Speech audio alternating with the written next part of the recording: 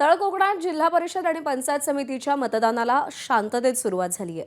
या निवडणुकीमध्ये जिल्हा परिषद 50 आणि पंचायत समिती 100 अशा एकूण 150 जागांपैकी 25 जागा बिनविरोध झाल्यात।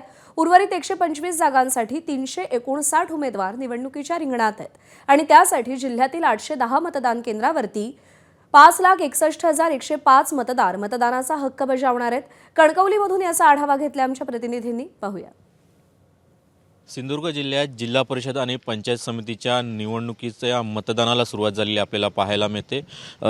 सिंधुदुर्ग जिल्ह्यात 50 जिल्हा परिषद आणि 100 पंचायत समितीच्या जागांसाठी निवडणूक होऊ घातलेली आहे आणि या निवडणुकीत जर पाहिलं असेल तर एकूण 150 जागांपैकी 25 जागा ज्या आहेत त्या बिनविरोध झालेल्या आहेत। आता 125 जागांसाठी जी आहे ते मतदान होताना आपल्याला पाहायला मिळते। सकाळपासूनच शांततेत मतदान जे आहे ते सिंधुदुर्ग जिल्ह्यात सर्वत्र आपल्याला पाहायला मिळत आहेत। 810 मतदान केंद्रांवर मतदान जे आहे ते सिंधुदुर्ग जिल्ह्यात पाहायला मिळते। एकूण 5,61,105 मतदार जे आहेत ते मतदानाचा हक्क जो आहे तो बजावताना पाहायला मिळत आहेत। एकंदरीत जर पाहिलं असेल तर सिंधुदुर्ग जिल्ह्यात महायुती विरुद्ध ठाकरे सेना अशी लढत जी आहे ते आपल्याला पाहायला मिळते।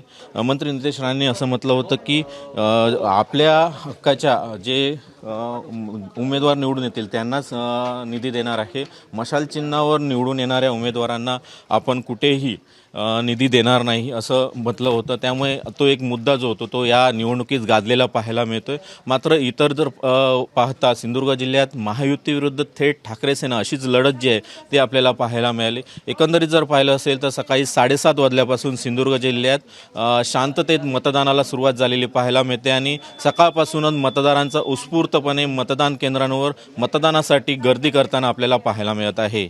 कॅमेरा पर्सन महबूब शेखसह सदाशिव लाड, कणकवली, सिंधुदुर्ग।